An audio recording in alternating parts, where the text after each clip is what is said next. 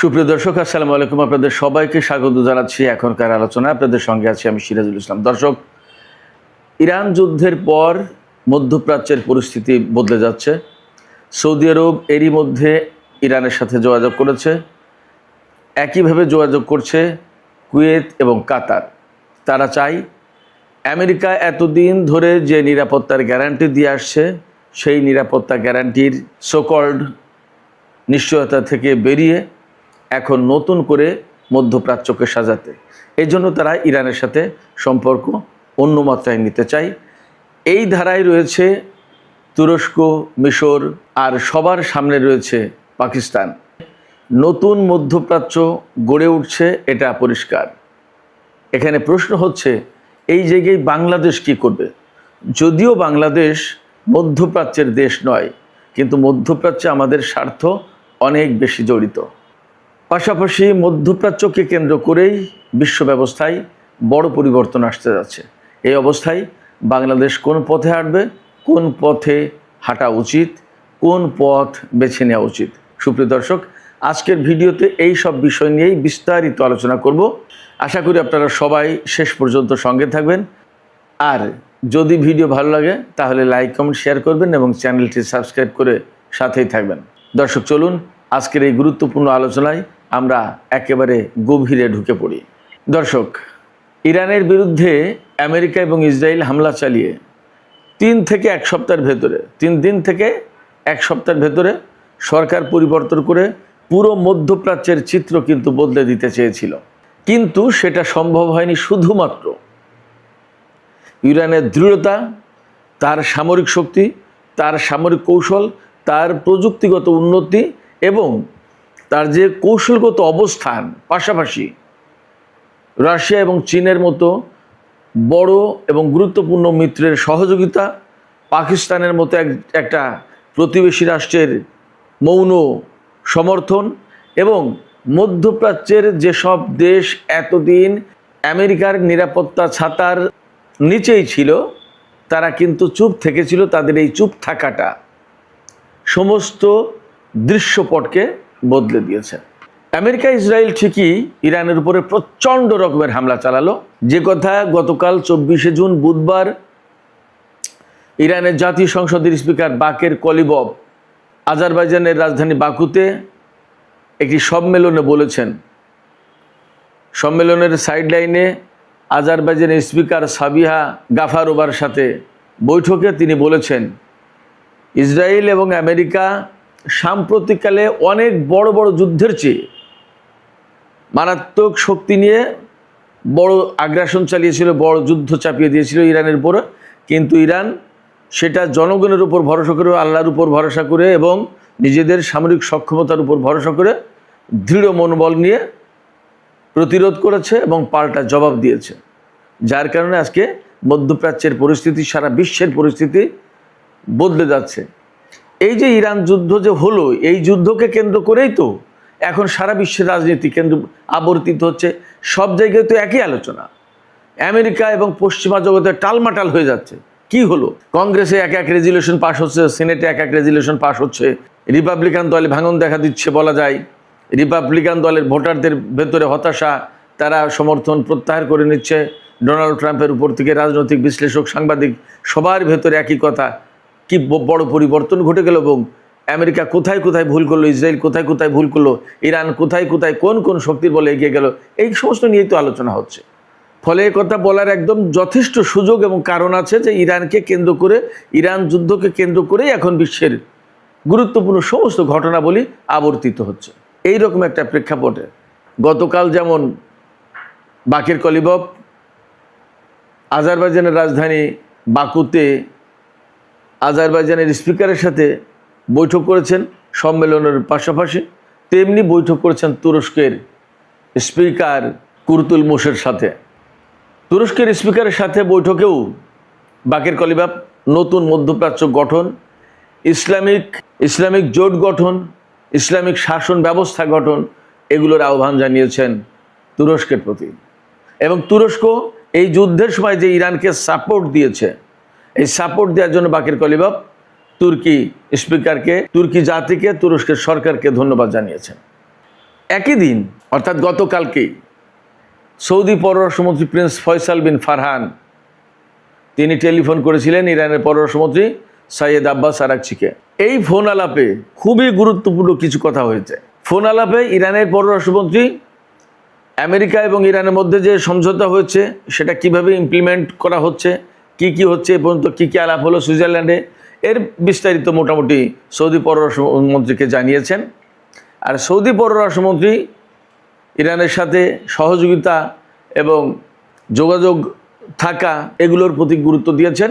তিনি বলেছেন যে কূটনৈতিক যোগাযোগ থাকাটা খুব জরুরি এবং আঞ্চলিক বাস্তবতায় এই সহযোগিতা অপরিহার্য হয়ে পড়েছে। তার মানে দাঁড়াচ্ছে ইরান এবং সৌদি আরবের মধ্যে নতুন করে সম্পর্কের পুনর্বিন্যাস হবে। সৌদি আরব এবং ইরানের মধ্যে সম্পর্কের পুনর্বিন্যাস হলে কি হবে? এই জায়গায়ও সেই একই কথা আছে। ইসরায়েল এবং আমেরিকার হামলার পরে যে যুদ্ধ শুরু হলো, সেই যুদ্ধের প্রথম দিনেই ইরান একদম প্রুভ করে দিয়েছে, প্রমাণ করে দিয়েছে সারা বিশ্বের কাছে, বিশেষ করে মধ্যপ্রাচ্যের দেশগুলোর সামনে, যে ইরানের উপরে আমেরিকা এবং ইসরায়েল হামলা চালাতে পারে, কিন্তু ইরান বসে থাকেনি। ইরান পাল্টা জবাব দিয়েছে। ইরানের অনেক নেতা, অনেক গুরুত্বপূর্ণ কর্মকর্তা, মন্ত্রী, সেনা কর্মকর্তা বহু মারা গেছে, দ্যাটস ওকে, ঠিক আছে। বাট ইরান সেখানে থেমে যায়নি, প্রচণ্ডভাবে রুখে দাঁড়িয়েছে এবং জবাব দিয়েছে। কি করলো? প্রথম দিনেই, একেবারে প্রথম দিনেই মধ্যপ্রাচ্যের যে সমস্ত মার্কিন ঘাঁটি ছিল তার বেশিরভাগ ঘাঁটির উপরে একেবারে সিংহ বিক্রমে ইরান ঝাঁপিয়ে পড়ল।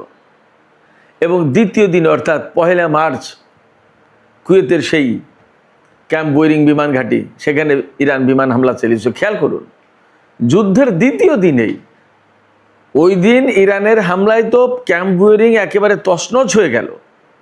অ্যাট দ্য সেম টাইম কুয়েতের আকাশে 3টা F-15 যুদ্ধ বিমান ধ্বংস হলো। তার কয়েকদিন পরে ইরানের ভেতর অভিযান চালাতে গিয়ে একটা F-15 ধ্বংস হলো।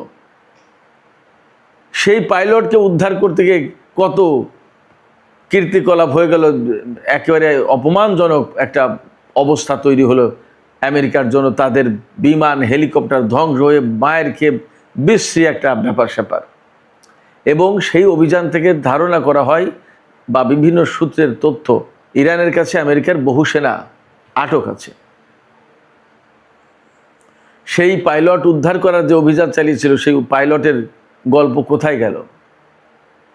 সে পাইলটের কথা বলা হচ্ছে, সে পাইলট এখন অনেকটা ভূত দেখার মতো দেখেছে। তিনি নাকি দেখেছেন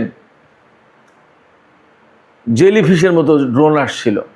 হয় আবল তাবল দেখেছে, প্রচণ্ড রকমের ভয় পেয়ে তার সামনে তার বিমানের আশপাশ দিয়ে যখন ক্ষেপণাস্ত্র ড্রোন একাধারে যাচ্ছে আসছে, যে কোনো মুহূর্তেই তার বিমান ধ্বংস হয়ে যাবে, এই প্রচণ্ড খারাপ অবস্থায় যখন সে, তখন হয়তো ভয়ের চোটে কি দেখেছে আল্লাহ মালুম, ড্রোন দেখতে গিয়ে দেখেছে জেলিফিশের মতো ড্রোন।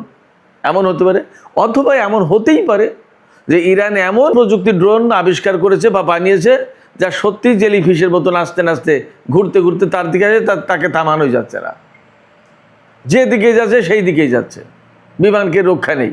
এবং অ্যাট লাস্ট সে বিমান তো ভূপাতিত হয়েই গেল। সেই জায়গা থেকে আমেরিকার শক্তিমত্তা কিন্তু একদম প্রথম দিকেই দেখিয়ে দিয়েছে। প্রথম দিকেই যখন দেখিয়ে দিল, এরপরে কিন্তু আরব দেশগুলো একদম চুপ, মুখে তালা দিয়ে ফেললো। তারা না ইরানের বিরুদ্ধে যুদ্ধ করলো, না ইরান যে তাদের উপরে হামলা চালাচ্ছে তার বিরুদ্ধে খুব কড়া কোনো প্রতিবাদ করলো। এই টুকিটাকি কিছু কথাবার্তা তো বলতে হয়। এবং ইরান এখানে খুব সচেতনভাবে একটা কাজ করেছে। সেটা কি?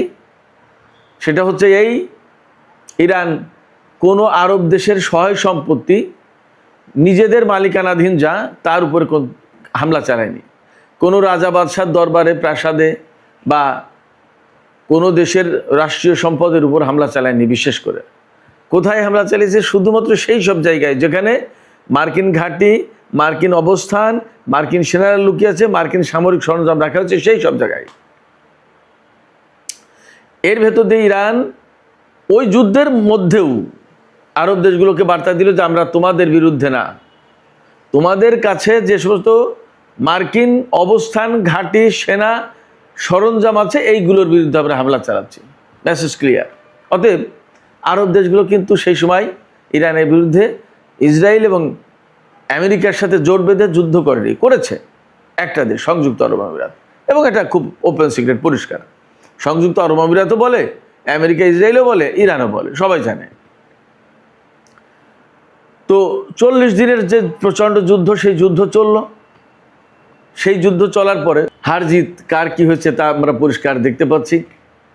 মধ্যপ্রাচ্যের ভূ রাজনীতি, মধ্যপ্রাচ্যের মানচিত্র, মধ্যপ্রাচ্যের কৌশলগত নিরাপত্তা, মধ্যপ্রাচ্যে মার্কিন অবস্থান, মধ্যপ্রাচ্যে ইসরায়েলের অবস্থান, তার প্রভাব, যারা তাদেরকে সমর্থন দিয়েছিল ভার্সাস ইরান যেভাবে রুখে দাঁড়িয়েছে এবং ইরানের সাথে যে সমস্ত শক্তি কাজ করেছে, কার কি অবস্থা একদম আমাদের সবার সামনে এখন পরিষ্কার। এই রকম একটা প্রেক্ষাপটে আরব দেশগুলো এইভাবেই ভাবছে এবং আরব দেশগুলোকে ভাবতে আমার কাছে মনে হচ্ছে অনেকটা বাধ্য করছে পাকিস্তান এবং তুরস্ক।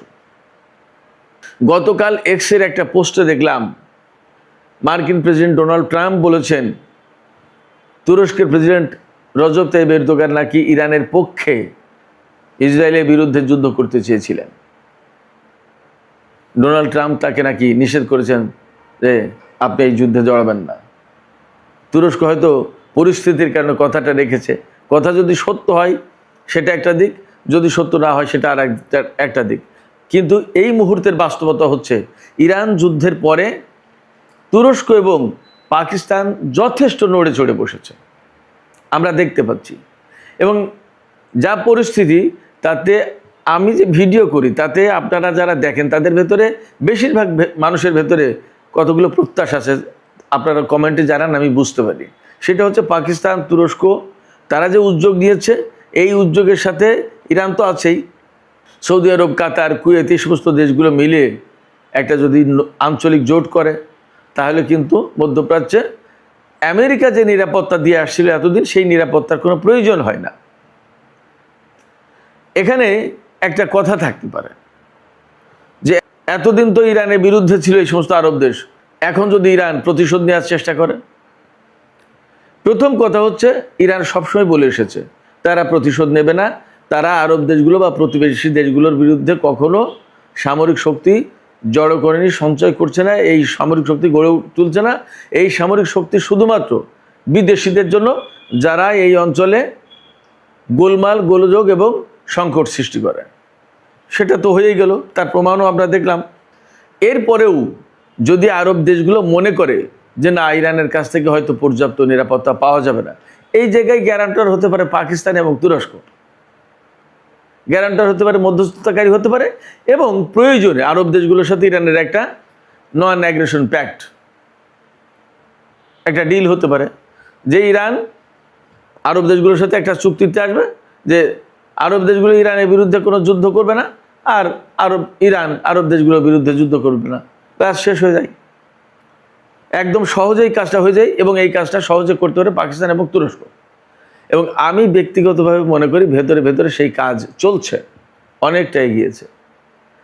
আপনারা চিন্তা করুন, সুইজারল্যান্ডের জেনেভা শহরে যখন আমেরিকা এবং ইরানের আলোচনা হচ্ছে, বিভিন্ন জায়গায় খবর এসেছে সেখানে পাকিস্তানের সেনাপ্রধান ফিল্ড মার্শাল আসিম মুনিরকে হত্যার জন্য নাকি ইসরায়েলের গোয়েন্দা সংস্থা তৎপর ছিল, তারা আসিম মুনিরকে হত্যা করতে চেয়েছিল।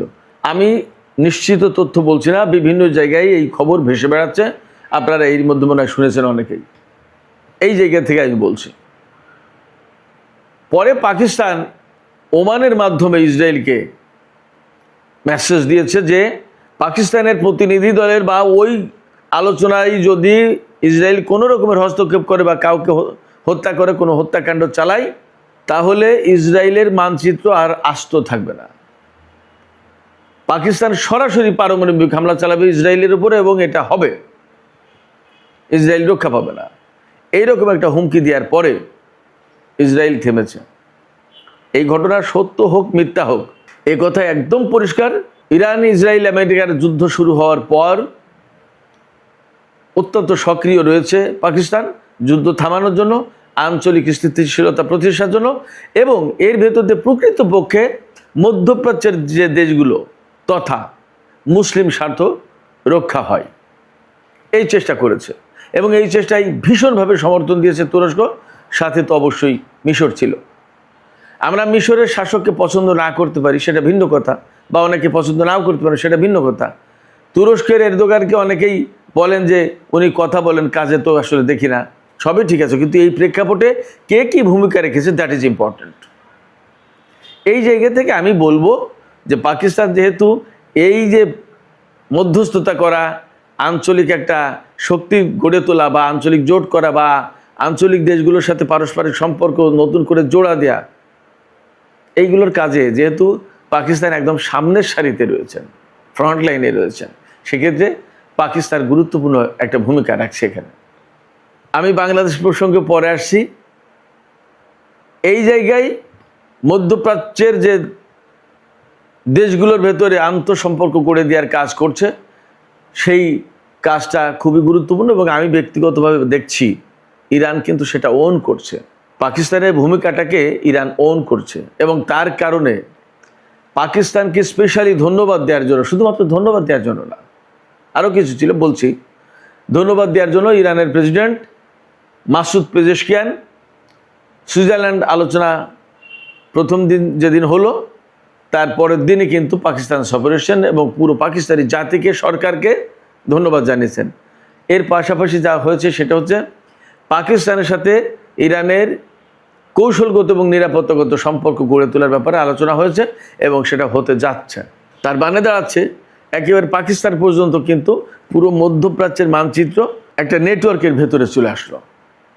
এই নেটওয়ার্কের ভেতরে চলে আসার পরে এমন তো না যে এটা একদম গোল হতে হবে, বৃত্তের মতো হতে হবে, এমন তো না। এটা এমন হতে পারে বাংলাদেশ, পাকিস্তান, ইরান, ইরাক, তুরস্ক, তারপরে আপনার বাহরাইন, কুয়েত, সৌদি আরব, কাতার, ওমান, এগুলো হতে পারে। মাঝখানে সংযুক্ত আরব আমিরাত থেকে যাচ্ছে। আমি সবসময় বলছি সংযুক্ত আরব আমিরাত কী করবে সেটা সময়ের ব্যাপার। তারা এখনও পর্যন্ত ইসরায়েল, আমেরিকা এবং ভারত এই লবিতেই অ্যাক্টিভ থাকার চেষ্টা করছে। এটা আসলে চূড়ান্ত পর্যায়ে গিয়ে কী হবে অপেক্ষার ব্যাপার। এটার অবশ্য একটা কারণ আছে। বাহরাইন এবং সংযুক্ত আরব আমিরাত তারা যে ডোনাল্ড ট্রাম্পের সেই কথিত শান্তি চুক্তি আব্রাহাম অ্যাকর্ডে সই করেছে, এবং আব্রাহাম অ্যাকর্ডে সই করে তারা ইসরায়েলের সাথে এত বেশি ঘনিষ্ঠ হয়ে পড়েছে, এখন তারা ইরানের এই জোটে আসতে এক ধরনের ইতস্তত বোধ করছে, লজ্জা পাচ্ছে, বা এক ধরনের সীমাবদ্ধতা অনুভব করছে। যদিও এই যে নতুন যে প্রক্রিয়া চলছে, এই প্রক্রিয়ায় কুয়েত, কাতার এবং সৌদি আরব কিন্তু ইরানের সাথে সম্পর্ক করতে চায়। কাতারের সাথে তো সম্পর্ক আছেই, কুয়েতের সাথেও ছিল, সৌদি আরবের সাথেও ছিল, কিন্তু এই প্রেক্ষাপটে নতুন যে জোট, নতুন যে শক্তি, নতুন যে একটা অ্যালায়েন্স তৈরির চেষ্টা চলছে, এই জায়গায় সৌদি আরব, কাতার, কুয়েত থাকতে চায়। বাহরাইন এবং সংযুক্ত আরব আমিরাত ইসরায়েলের সাথে চুক্তি করার কারণে একটু শাই ফিল করছে। হয়তো ডিপ্লোম্যাটিক ওয়েতে, ডিপ্লোম্যাটিক প্রসেসে হয়তো ঠিকঠাক করা যাবে সেটা। তো সামগ্রিকভাবে ফাইনালি যা বলা যায় সেটা হচ্ছে মধ্যপ্রাচ্যের পরিস্থিতি একেবারে আক্ষরিক অর্থে সামরিক দিক দিয়ে, রাজনৈতিক দিক দিয়ে, কূটনৈতিক দিক দিয়ে, অর্থনৈতিক দিক দিয়ে, আঞ্চলিক ভৌগোলিক দিক দিয়ে, সমস্ত সব দিক দিয়ে বদলে যাচ্ছে। এবং এই বদলে যাওয়ার মূল থিম, মূল সুর হচ্ছে আঞ্চলিক ঐক্য, আঞ্চলিক নিরাপত্তা, নিজেদের সংকট নিজেরা সমাধান করা। এইগুলো এখানে যদি প্রয়োজন হয় তো সামরিক জোটও গড়ে উঠবে, এবং প্রেক্ষাপটটা কিন্তু ধীরে ধীরে সেদিকে যাবে। এইরকম একটা অবস্থায় আমাদের যেহেতু বাংলাদেশের বিপুল পরিমাণে স্বার্থ মধ্যপ্রাচ্যের দেশগুলোতে আছে, ইরানের সাথে যদি আমেরিকার চূড়ান্ত পর্যায়ে চুক্তি হয়ে যায়, তাহলে কিন্তু ইরানের সাথেও বিশ্বের বিভিন্ন দেশের সম্পর্কের নতুন মাত্রা তৈরি হবে। যখন নতুন মাত্রা তৈরি হবে, তার উপর থেকে নিষেধাজ্ঞা উঠে যাবে, যদি হয়, আমি বলছি হবে, আমি এমন বলছি না, যদি হয় বলছি, তাহলে কিন্তু আমরা বাংলাদেশ ইরানের সাথে সম্পর্ক ইজিলি করতে পারবো। অর্থাৎ লেনদেনের সম্পর্ক। এখন তো বাংলাদেশের সাথে ইরানের কূটনৈতিক সম্পর্ক আছে, সেখানে দূতাবাস আছে। আমি রেডিওতে এখানে কাজ করার সুবাদে 10 বছর ইরানে ছিলাম, সেখানে বাংলাদেশ দূতাবাসে বহুবার গিয়েছি, অনেক লেখালেখি করেছি বাংলাদেশ ইরান সম্পর্কে ব্যাপারটা। বিশেষ করে 2015 সালে যখন পরমাণু চুক্তি হলো 6 জাতি গোষ্ঠীর সাথে ইরানে, তখন আমি ব্যাপক লেখালেখি করেছিলাম বাংলাদেশের পত্রপত্রিকায়, অনলাইনগুলোতে, বিভিন্ন টেলিভিশনে সাক্ষাৎকার দিয়েছি, লিখেছি অনেক, সেটা আপনারা হয়তো অনেকেই জানেন। তো সেই জায়গা থেকে বাংলাদেশের সাথে ইরানের একটা আলাদা নতুন সম্পর্ক তৈরি হতেই পারে, এবং ইরান থেকে আমরা সহজেই তেল গ্যাস থেকে শুরু করে আরও অনেক অনেক জিনিস আনতে পারি। এগুলো আমরা একেবারে ভীষণভাবে বেনিফিটেড হতে পারি। ইরান এমন একটা দেশ যেখানে আমরা গিয়ে যদি নিজেদেরকে অ্যাপ্রোচ করি যে আমরা এই সহযোগিতা চাই আর আমরা এই সহযোগিতা তোমাদেরকে দিতে পারি, তারা নেবে। বাংলাদেশকে তারা খুবই শ্রদ্ধার চোখে দেখে। আমি এখানে ছোট্ট একটা কথা জানিয়ে রাখি, আমি যে রেডিও তেহরানে চাকরি করতাম সেটা তো IRIBর একটা পার্ট। আমি IRIBর হেডকোয়ার্টারে একদিন গেলাম একটা কাজে, আমার অফিসিয়াল কাজে। সেখানে একজন কর্মকর্তা বলছেন আমাকে, বেগম খালেদা জিয়াকে তিনি জানেন, তার সম্পর্কে ভালো ধারণা রাখেন। তখন আওয়ামী লীগের আমল, এটা 2015-16 সালের দিকের কথা। আমাকে বলছেন যে ফার্সিতে যা বললেন তার বাংলা অর্থ হচ্ছে যে বেগম খালেদা জিয়াকে তোমরা কিন্তু কষ্ট দিও না। এটা বিরাট একটা ব্যাপার ছিল। আমি আপ্লুত হয়ে পড়লাম, আমি বিস্মিত হয়ে পড়লাম যে এই ভদ্রলোক এইভাবে একজন বেগম খালেদা জিয়াকে নিয়ে এইভাবে ভাবেন। যা হোক, বাংলাদেশ সম্পর্কে খুবই ইতিবাচক ধারণা রাখে ইরান, এবং আপনারা কম বেশি জানেন। এবং বাংলাদেশের মানুষ যে ইরানকে এত আন্তরিকভাবে সমর্থন করে, ভালোবাসে, এটাই ইরানের কর্মকর্তারা একদম টপ লেভেল পর্যন্ত মোটামুটি জানে। আর এই জানিয়ে দেওয়ার কাজটাই কি বলবো, আমিও তো করতে পারি, এই জানিয়ে দেওয়ার কাজটা, এবং দুই দেশের সম্পর্ক আরও ঘনিষ্ঠ করে তোলার দায়িত্ব যদি বাংলাদেশ সরকার আমাকে বলে যে কিছু কাজ করেন, আমি করতে পারি। একদম সরাসরি আজকে কথাটা বলেই ফেললাম, এবং সম্ভব। সেটা প্রচুর পরিমাণে জিনিস বাংলাদেশ আনতে পারি ইরান থেকে, আবার আমরাও অনেক কিছু সেখানে দিতে পারি, যার যা আছে। এবং আমাদের অল্প আছে, এই অল্প থেকে আমরা কেন সন্তুষ্ট থাকছি?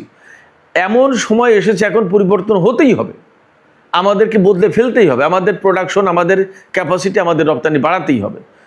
কি কি জিনিস আছে সেই সমস্ত জিনিস পাঠাতে হবে। কি কি জিনিস সেখানে প্রয়োজন আমরা চেষ্টা করি সেই জিনিসগুলো পাঠানোর, আমরা নিজেরা তৈরি করি, পাঠাই, নেবে। তারা তো নেয়, তাহলে আমাদের কাছ থেকে নেবে না কেন? এই বিষয়ে আসলে কাজ করার দরকার আছে। যাই হোক, আমি যে কথা বলতে চাইছিলাম, এই যে ইরানের সাথে মধ্যপ্রাচ্যের দেশগুলোর সাথে বিভিন্ন রকমের সম্পর্ক আছে, বিরাট গুরুত্বপূর্ণ স্বার্থগত সম্পর্ক। আমাদের এত এত জনশক্তি বিভিন্ন দেশে, ইরান অবশ্যই জনশক্তি নেয় না, তারা নিজেরাই নিজেদের কাজ করে, বাট ব্যবসায়িক স্বার্থ কিন্তু সেখানে বিরাটভাবে লুকায়িত, কূটনৈতিক স্বার্থ সেখানে কিন্তু বিরাটভাবে লুকায়িত। এবং আমি সবসময় বলছি যে বিশ্ব যেহেতু পরিবর্তিত হয়ে যাচ্ছে, এবং এই পরিবর্তিত বিশ্ব ব্যবস্থায় যে বলয় গড়ে উঠেছে, তাতে ইরান, রাশিয়া, চীন গুরুত্বপূর্ণ ফ্যাক্টর, শক্তি। এই জায়গায় আমরা কিভাবে নিজেদেরকে অ্যাডপ্ট করতে পারি। আমি বলছি না যে আমেরিকার সাথে সম্পর্ক আজকেই ছিদ্র করে দিতে, নট দ্যাট। আমেরিকার সাথেও সম্পর্ক থাকবে, কিন্তু আমরা যে নতুন প্রেক্ষাপট তৈরি হয়েছে, এই নতুন প্রেক্ষাপটে নিজেদেরকে কিভাবে সেট করতে পারি, নিজেদেরকে কিভাবে অ্যাডজাস্ট করে নিতে পারি, সেই বিষয়গুলো আমাদেরকে ভাবতে হবে, জরুরি ভিত্তিতে ভাবা উচিত। এবং আমাদের তেলের রিজার্ভ, গ্যাসের চাহিদা মেটানোর জন্য ডেফিনেটলি ইরান একটা বড় বিকল্প শক্তি হতে পারে। আমাদের সাথে কিন্তু ইরানের এই লেনদেনগুলো নেই, নিষেধাজ্ঞার কারণে বেসিক্যালি নেই। তো এই লেনদেনগুলো তৈরি করা দরকার, এই সম্পর্কটা তৈরি করা দরকার।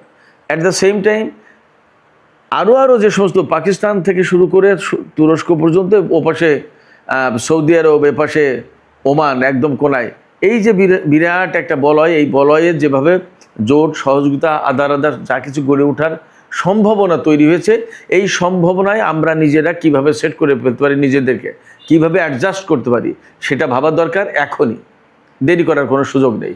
এবং এই জায়গায় মনে রাখতে হবে, চীন কিন্তু পেছন থেকে অনেক বড় খেলোয়াড়।